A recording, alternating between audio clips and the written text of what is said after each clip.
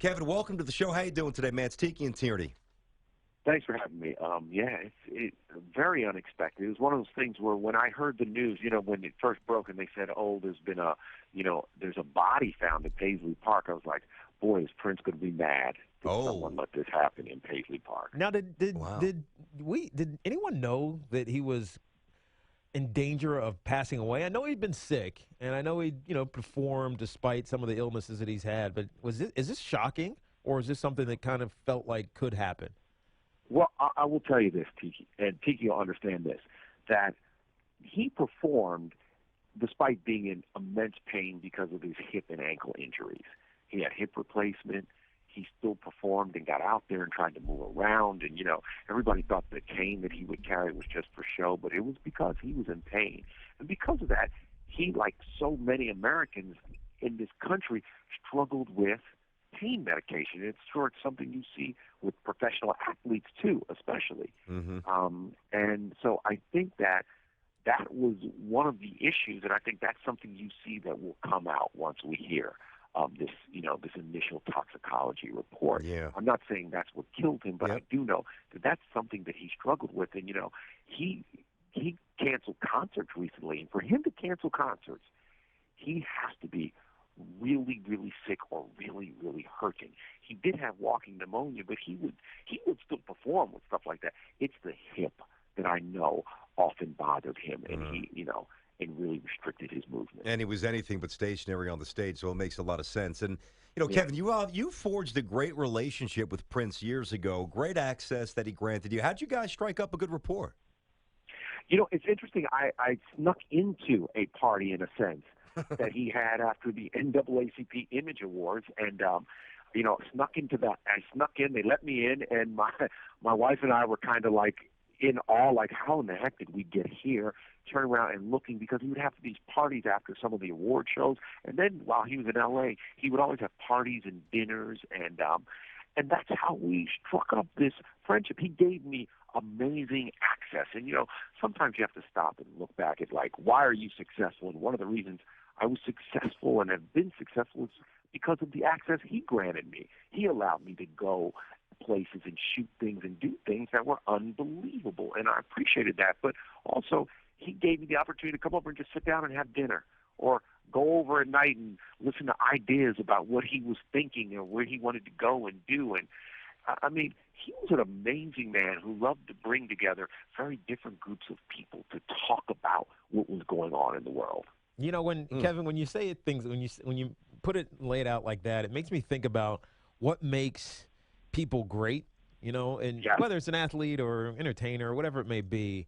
What is it that makes people great? Because there's a ton of people in his era who made really good music, who had anthems for generations. But when a guy like Prince passes away, it's kind of similar to Michael Jackson. It felt like people lost their family. You know what I mean? It's like people are legitimately mourning, like they kneugh the 100% person. right. There's a drive for greatness in these people, and Prince had it. And you know what?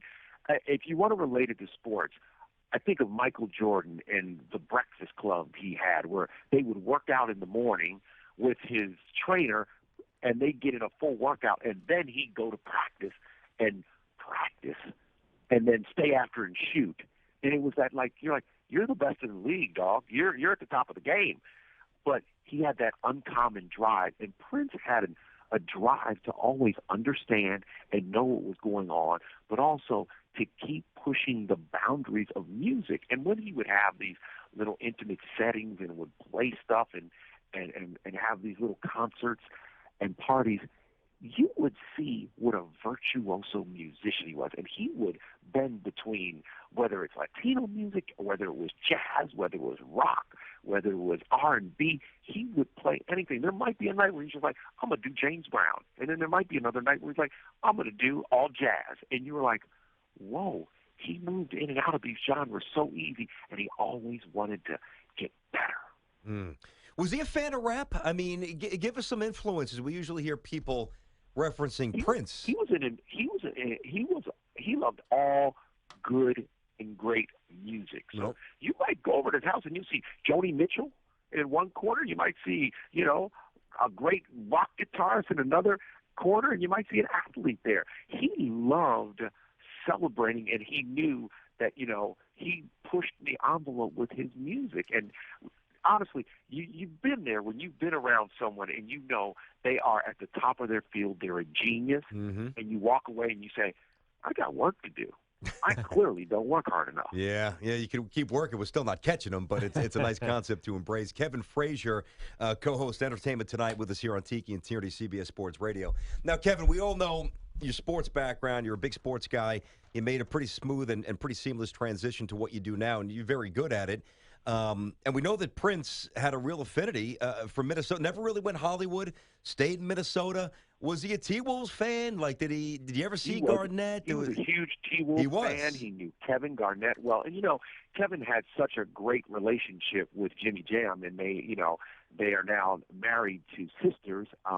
But he was, during that era, that Kevin Garnett era, when, the Timberwolves rose to the top of the Western Conference for a moment and got to the Western Conference Finals that year against the Lakers. He loved that team. And he even celebrated the Lynx. When the Lynx won the WNBA championship, he had a party at Paisley Park for them.